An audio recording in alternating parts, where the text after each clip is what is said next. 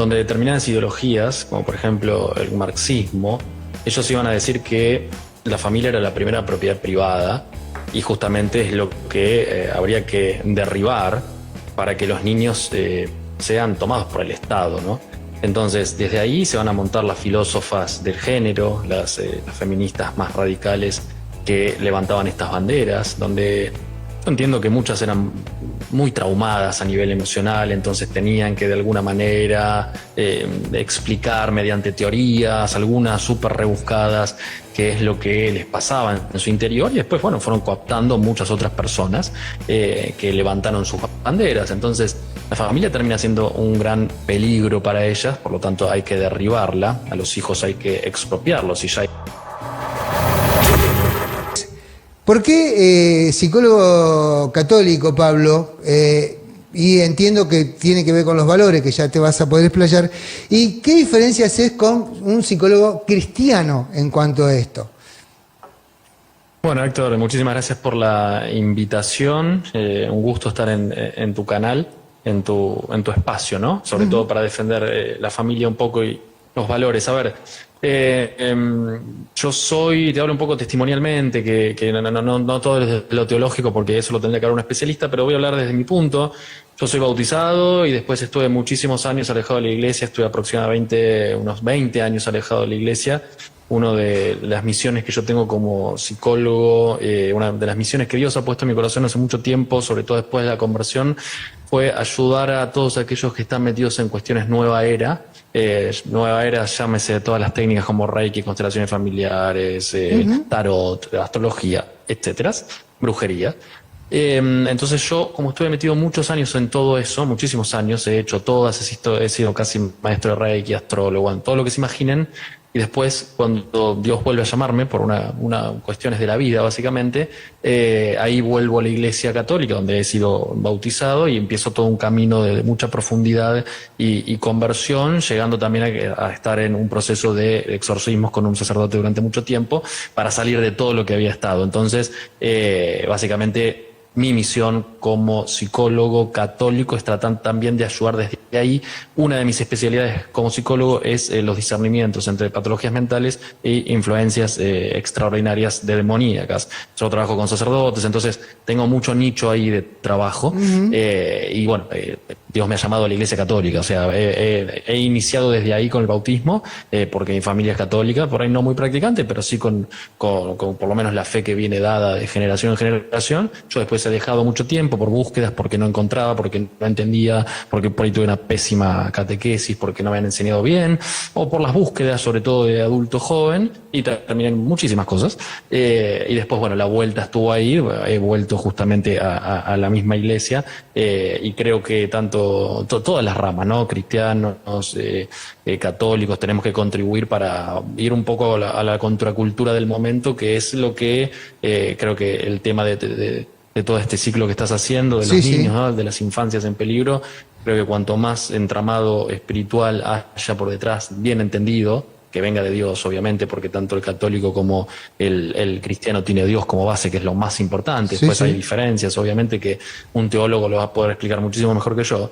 Esa es la base, ¿no? Y hoy estamos justamente en una sociedad sin Dios, sin patria, sin valores, en una posmodernidad que nos arrasa, donde todo es relativo, donde todo es subjetivo, donde no hay axiomas, donde no hay estructuras, donde no hay verdades, donde yo tengo mi verdad, el otro tiene la suya, y hay una verdad por cada integrante del planeta que tenemos, pero una verdad que no proviene justamente de la verdad con mayúscula, ¿no? Sino una verdad subjetiva. Entonces no se sabe qué sexualidad tengo, no se sabe qué pienso, no se sabe qué identidad, no se termina sabiendo nada. Es una confusión muy grande que se está dando, y que no es una confusión azarosa, ni que está dado porque las personas se complotaron todos en un mismo momento histórico. Esto viene como estructura de agenda, como una cuestión macro, como una cuestión que podremos decir supranacional de hace muchísimos años, que viene instaurándose. Podemos hablar de las conferencias de población de ONU, entre otras cuestiones, y que están muy bien armadas y confluyen en un momento histórico como este, en un momento filosófico también como este, podremos decir. Y bueno, este es el resultado que vamos teniendo, ¿no? Entonces, yo conozco psicólogos cristianos, son excelentísimos, he tenido compañeros de facultad que hoy son psicólogos que son cristianos y la verdad que tenemos excelentísima relación y se puede trabajar en comunión de manera perfecta, pero bueno, después cada uno tiene su fe y se siente más cómodo en un espacio y me parece que está buenísimo que cada uno pueda ir expresándose de la manera que más se siente, ¿no? Que Dios le ha tocado. Entonces yo creo que desde ahí va el mejor camino. La verdad que te escuchaba muy atentamente, porque de alguna forma no puedo dejar de identificarme con lo que estás diciendo, de lo que se llama, lo que es un llamado de Dios. Lo que pasa es que hoy se ha instaurado en nuestra sociedad de que Dios es una mitología, como la mitología que tenían los romanos, los griegos y demás culturas, y que cada uno de nosotros es nuestro Dios. Ahora, los que hemos sentido el llamado de Dios, y sí entiendo tus palabras, porque estoy sentado en este lugar exactamente porque a mí me ha sucedido lo mismo.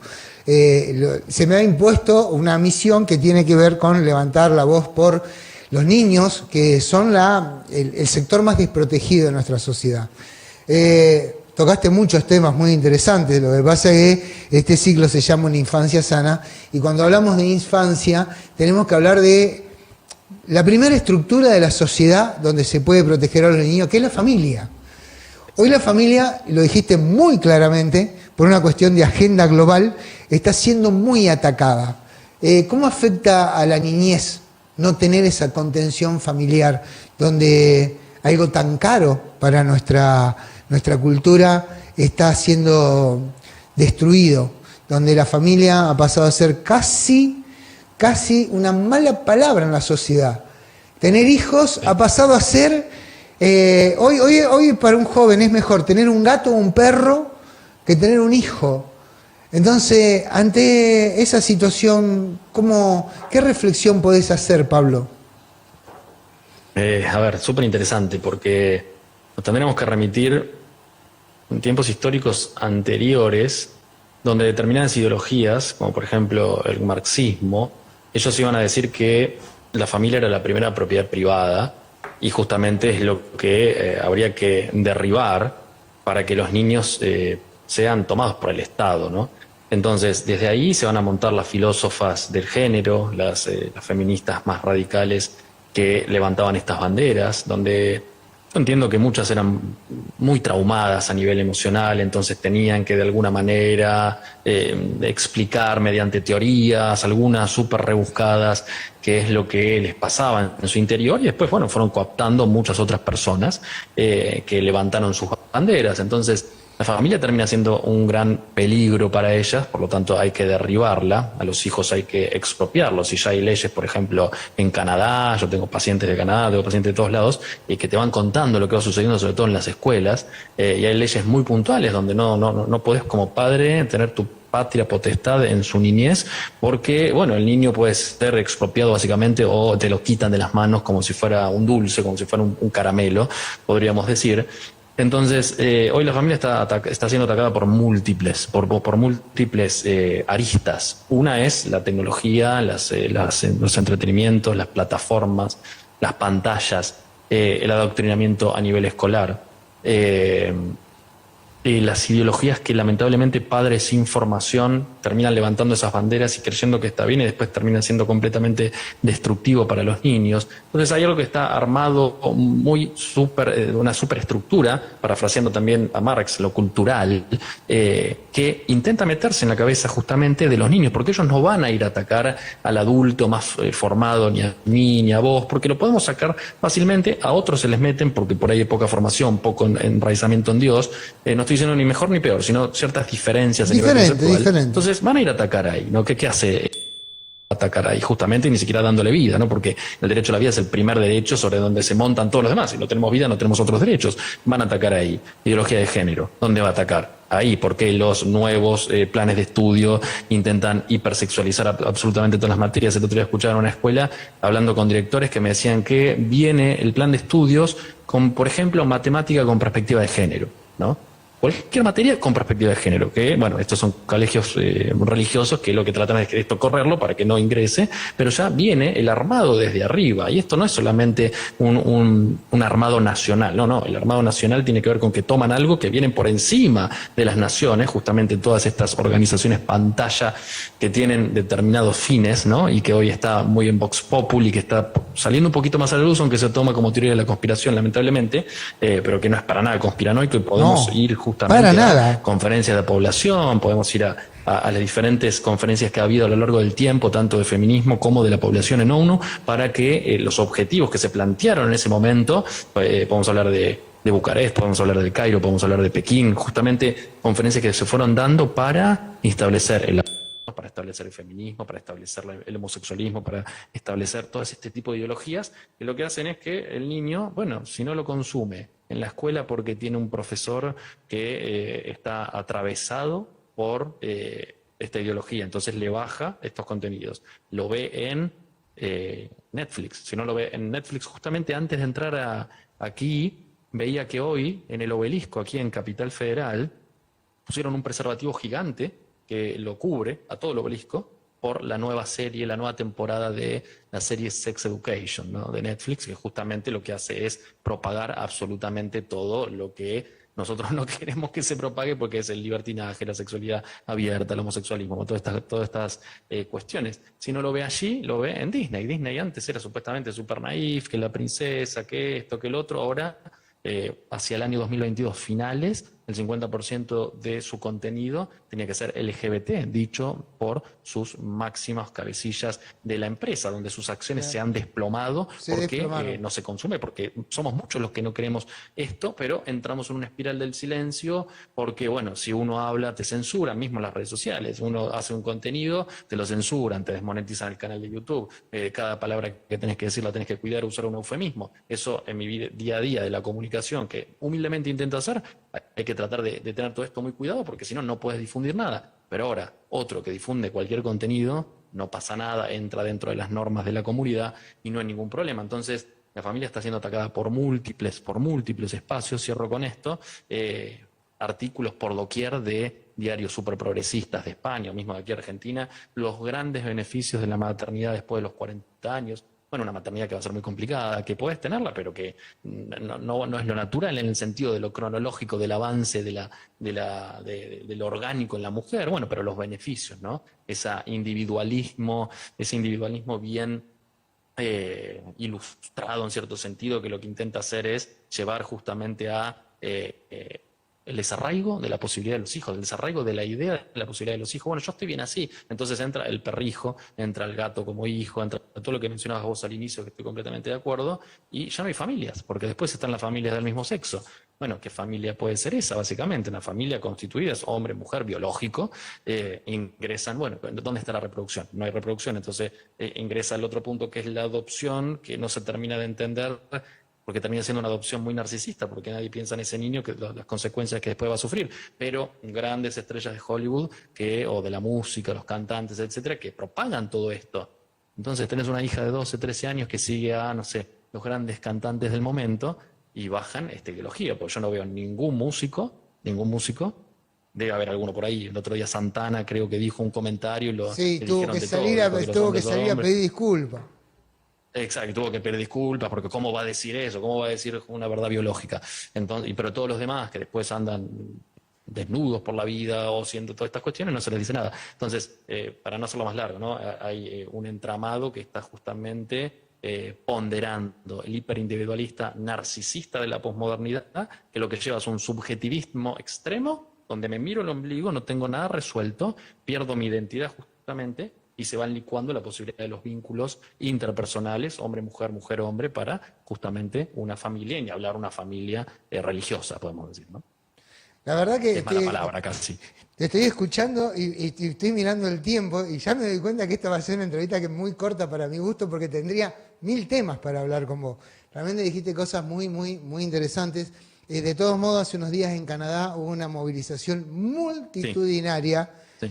Creo que nadie se esperaba que el pueblo canadiense, que es un pueblo muy disciplinado, muy adoctrinado en su forma de vida, pudiera manifestarse tan masivamente, realmente me sorprendió ver cuadras y cuadras y cuadras de personas protestando por la imposición de estas ideologías. Realmente, si bien Trudeau es una persona de las que me cae peor en cuanto a lo que tiene que ver en esta imposición de las ideologías, de hecho, Jordan Peterson ha sido obligado a hacer cursos de género, uno de los pensadores más brillantes. Saquemos yo no quiero decir religiosa porque la gente empieza a confundir religiosidad con fe, pero no hablemos desde la fe religiosa que podemos tener vos o yo. Creo que es uno de los pensadores más brillantes que hay en los últimos 20 años. Lo han mandado a hacer un curso de género, porque tiene el atrevimiento de generar un criterio propio. Ahora bien... Y se negó. No, se negó en un momento, lo amenazaron con encarcelarlo y dio una conferencia de prensa que la hija le hace el reportaje donde dijo que sí lo iba a hacer, pero no lo iba a hacer solo, lo iba a hacer públicamente. Y ya cuando tuvieron que enfrentarse a un Jordan Peterson público, no insistieron más.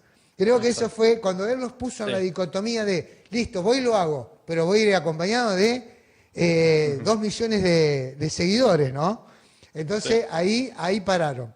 De todos modos, te decía, hoy hay un flagelo muy grande que tiene que ver con, dijiste muchas cosas, que tiene que ver con el secuestro de los niños a través de los divorcios conflictivos, porque le han hecho entender a una parte de la población que apropiarse del niño está bien y que el Estado va a proteger a esa gente. Ahora, no se piensa en el niño y cuáles son los daños que sufre un niño que no tiene a uno de esos progenitores. Te pongo en contexto, y perdón que hable tanto.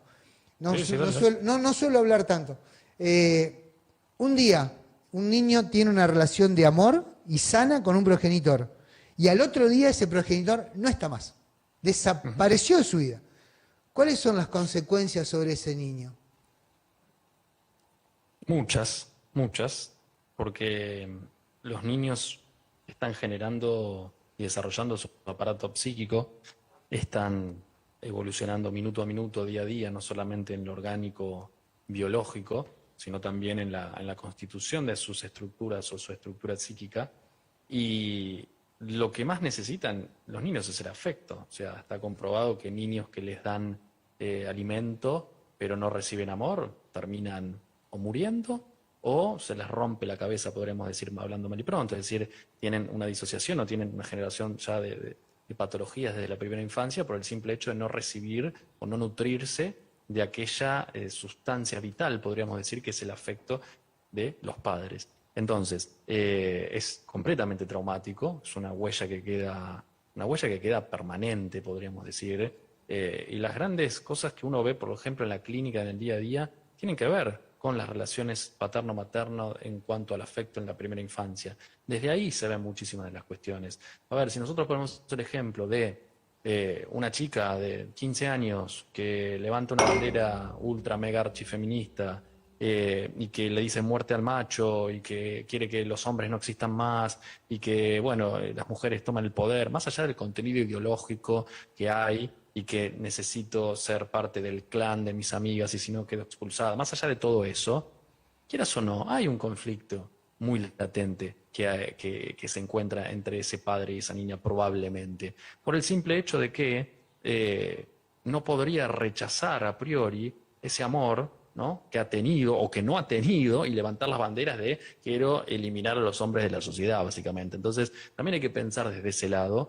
Y respondiendo a tu pregunta, es vital, es clave y generan demasiadas heridas que después nosotros lo vemos día a día, los psiquiatras también lo ven cuando tienen que entrar desde el punto de vista farmacológico y muchas veces son heridas que son muy profundas que no terminan de sanar del todo. Es decir, que sí, bueno, de a poquitito, pero determinados eventos en la vida después toca y vuelve a salir hacia afuera y lamentablemente se termina a posteriori ejecutando esa herida en las relaciones vinculares que tienen con, por ejemplo, noviazgos, sexualidad descontrolada. Hay muchas consecuencias que vienen después de esta falta de afectividad, no solamente en la niña, en el niño obviamente que también. Entonces es completamente traumático y dramático para el niño que le hagan esa extirpación de los seres queridos, de los padres, de los cuidadores, de que quien de ese niño haya tenido como afecto primario, ¿no?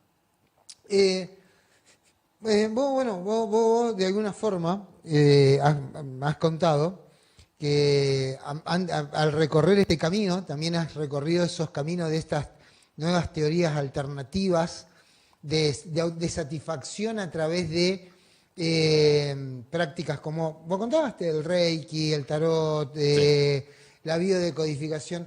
Ahora, hay algo que me resulta muy raro, que la gente no lo pueda ver. Se ensalzan todas esas cosas, el tarot, la biodecodificación, el Reiki, mientras la fe en Dios se ve como algo vergonzante.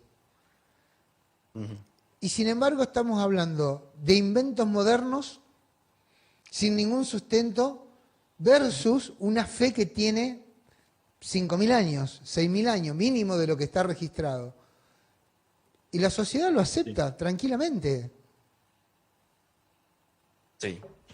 Lo acepta tranquilamente porque cuando hablamos de un ataque a la familia, estamos hablando de un ataque a la familia creyente, pongámosle el título, ¿no? O una familia de fe. Es decir, lo que va a romper estas ideologías es justamente la fe. Para el marxismo, la religión era el opio de los pueblos, básicamente. Lo que había, las feministas radicales tienen un odio sideral hacia la religión.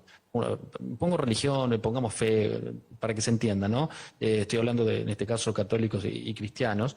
Hay un ataque dirigido. ¿Por qué en la mayoría de las manifestaciones que podemos ver terminan delante de un templo quemándolo o entrando y blasfemando o rompiendo todo lo que encuentran por allí? ¿Por qué? O sea, ¿cuál es la relación directa entre que una mujer se exprese libremente, que me parece bárbaro, que exprese lo que quiera, siempre con respeto, obviamente, a entrar a un templo y romperlo? ¿Cuál sería el vínculo y el nexo? Bueno, hay un nexo establecido allí, ¿no? Y es un nexo que viene de hace muchísimo tiempo atrás.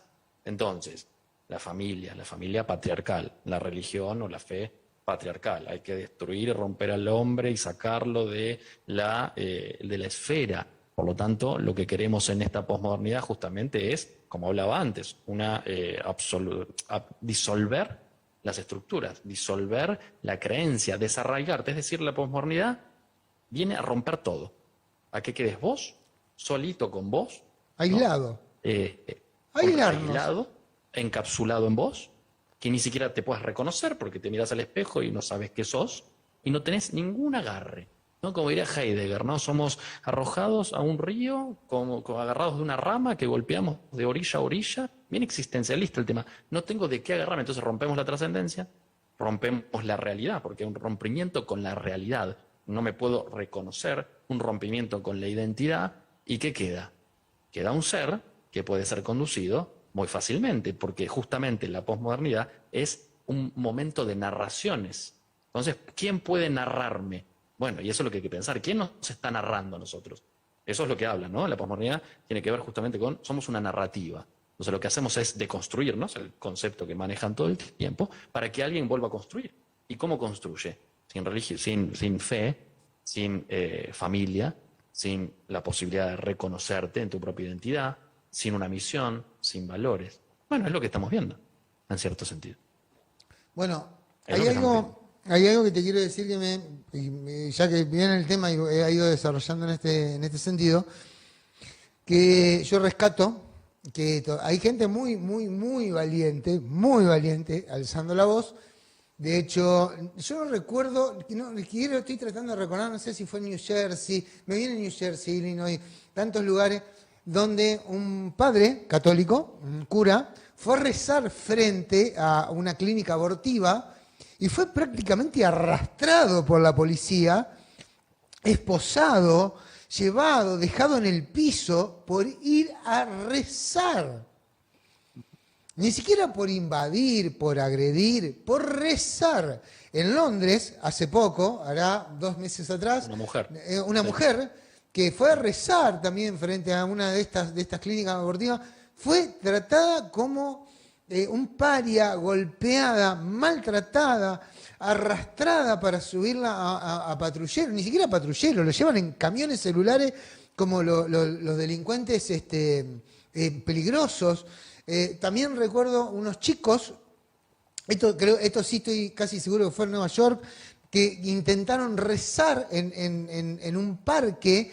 Cerca había un encuentro LGBT, que estaban desnudos, danzando, gritando, hombres disfrazados de mujeres, drag queen, y fue la policía y se llevó preso a los chicos. Estamos presentando una resistencia, pero ¿cómo llevamos ese mensaje al resto de la gente, Pablo? Yo creo que lo principal es la toma de conciencia de que esto no es una teoría de la conspiración, de que esto no va de una revolución que están haciendo unas jóvenes, me refiero al pañuelo verde, ni que están haciendo ciertas personas que se autoperciben distintos.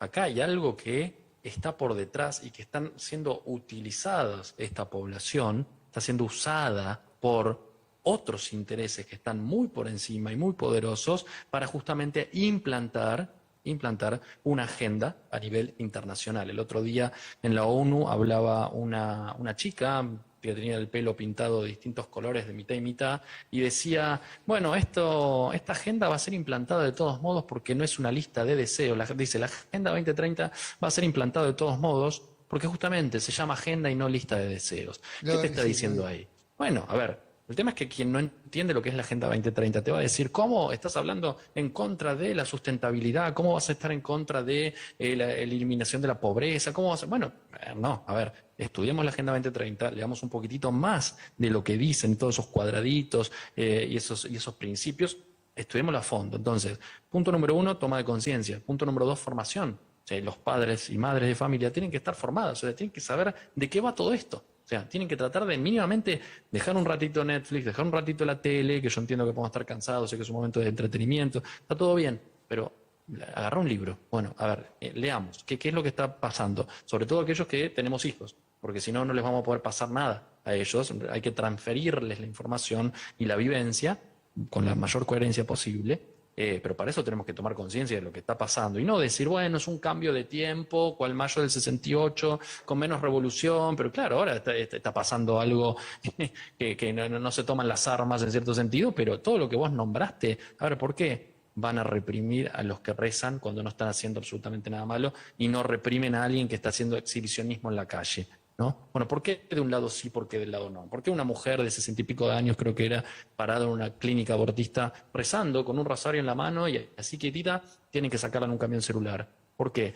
Bueno, porque justamente todo esto es lo que no se puede hacer, porque en cierto punto hay bastante miedo del otro lado. Cuando todos levantemos la voz y alcemos la voz, y gracias a Dios somos muchos, países como Serbia, países como los conservadores de Europa, bueno, ahí se ven marchas pro familia, etcétera. Lo de Canadá el otro día fue bastante una sorpresa para mí, porque estamos bajo justamente el régimen de Trudeau, que es bastante difícil, pero se empezaron a expresar y salieron a la calle de maneras multitudinarias y me pareció súper interesante. Entonces, el punto es no entrar en la espiral del silencio, sí poder hablar y que cada uno haga su granito. Bueno, vos haces tu granito con tu programa, yo hago mi granito con lo mío, que cada uno pueda sumar lo suyo para que haya más expresión y que se pueda ir conociendo la verdad, porque sabemos que del otro lado está la censura, o sea, hay un montón de estrategias puestas para que la información que queremos pasar no salga. ¿No? Lo de Canadá del otro día no salió en los principales medios de 8, por lo menos no lo vi, de comunicación. A mí me lo mandó un mensaje por WhatsApp, gente que conozco en Canadá. O sea, me llegó ahí, mirá, me dicen, Pablo, fíjate esta marcha, está pasando aquí. Sí, sí. Si no, yo no lo veía por otro lado. O sea, o algún medio alternativo, medio under, no salió en los principales periódicos. La gente filmando fue. Pablo, se nos va terminando el tiempo. Ante estas nuevas políticas abortivas que se están instalando en toda América principalmente, ¿estamos asistiendo a un genocidio? Sin lugar a dudas. Sí, claro. Sí, sí, este no es, si me preguntas a mí, este no es el genocidio del Tercer Reich, pero es otro genocidio. Es decir, no dar la posibilidad del derecho principal, que es el de la vida, donde después se montan todos los demás derechos, porque yo no quiero, porque mi cuerpo, mi decisión, o yo no quiero, porque se cuarta una parte de mi vida, porque tengo que dejar de trabajar, o por lo que fuera, es justamente, ahí hay que decirlo con sus propios términos. Hay un asesinato de un niño por nacer que no se puede defender. Es decir, es el más fuerte sobre el más débil. Y eso no es justamente en la época de la igualdad, Byul-Chul Han diría del infierno del igual, eso no es igualitario, porque aquel niño no puede decir nada, no puede defenderse, no No, puede no se decir si puede quiero vivir. defender. No se puede defender. Te hago una pregunta, Pablo, como psicólogo, ahora sí como profesional antes que se termine la entrevista. Si mañana se sienta un paciente delante tuyo y te dice, me autopercibo manco, ¿vos le aconsejás que vaya y se ampute el brazo? No, básicamente no. Lo que aconsejo es poder volver a las bases y ver por qué esa persona está teniendo una distorsión en su mirada, qué lo está causando y que pueda volver a encauzar la mirada justamente a la observación de lo real, que en realidad tiene dos brazos y no solamente uno. Bueno, porque hoy hay toda una corriente, sobre todo psicológica, que cuando uno se autopercibe mujer te mandan que te amputes el pene. ¿Eh? Sí, Y ahí, sí, ya no estás mal, pero si te querés amputar el brazo, sí. Entonces, esa parte que la gente no termina de entender. O sea, sí. están empujando también desde el sector de la salud mental a que la gente elija erróneamente. La salud mental, sobre todo aquí en Argentina, tenía una ligazón muy fuerte y muy estrecha, me apuro porque se termina el tiempo, muy fuerte y muy estrecha con la izquierda, ¿no? Con todas las ideologías de izquierda, las facultades, la mayoría de las facultades hoy en día, básicamente por presupuesto a nivel internacional, están siendo financiadas para que estas ideologías estén imperando, pero ni hablar en facultades de sociales, filosofía, psicología de aquí, de Argentina y de todos lados. Doy Entonces fe. se entremezcla con estas ideologías, por lo tanto, lo progresista va a ser aquello que esté en primer lugar y pensamientos como el mío en mi profesión lo único que hacen es que te aíslan básicamente, uno tiene que nuclearse con los pocos psicólogos católicos o cristianos que hay, que no hay demasiados y tendría que haber más.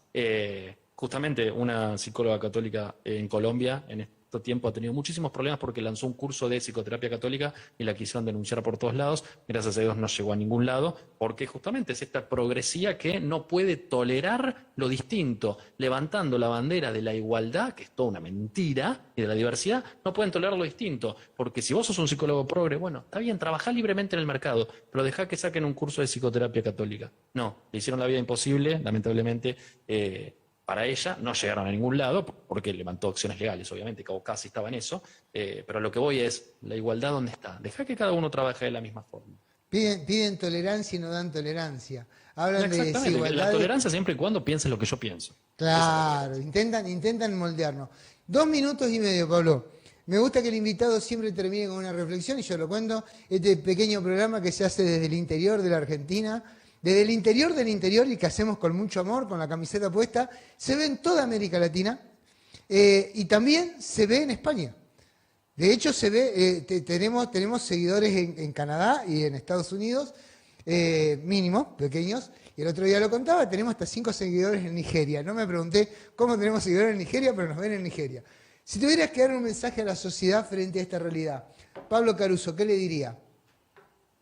Yo les diría que, como mencionaba hace un ratito, condensando lo que fui mencionando, que tomen conciencia de que puedan informarse, de que puedan formarse, de que leer un libro hoy no es algo muy común, que lo común es poner una serie en la tele, en la compu, en la tablet o en el celular, volver un poco a los libros de papel o a los de la tablet si querés, pero lo que vamos es tener la posibilidad de formarse, entender de qué va la realidad, de qué viene todo esto, por qué se está pensando de una manera cuasi única, por qué en todos lados se levantan las mismas ideas o las mismas banderas y aquellas que no coinciden están siendo relegadas o no salen a la luz o no salen en los medios o solamente salen en medios más under o independientes. Hay que ponerse a pensar en eso. ¿Por qué las escuelas quieren enseñar lo mismo? ¿Por qué las universidades se tiñen de los mismos colores? ¿Por qué hay meses específicos para algo? ¿Y por qué cuando alguien va, como decías vos, Héctor, recién, a rezar, te meten preso? Entonces, reflexionar un poco sobre esto,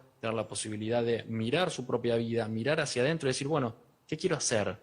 La vida no es solamente ir, trabajar, ganar dinero, ir a comer a McDonald's, y volver a casa y ver una serie. Bueno, algo más se puede hacer. Como aquí Héctor recién mencionaba al inicio, que tiene una misión, yo tengo la mía, todos tenemos una, hay que descubrirla, hay que ir hacia el interior y ponernos debajo de Dios, que justamente es quien nos marca el camino. Hola, te doy la bienvenida a esta cuenta de Patreon. ¿Por qué decidí hacer o crear una cuenta aquí? El trabajo de Batalla Cultural desde mi ámbito, la psicología, como todos los ámbitos, ¿no?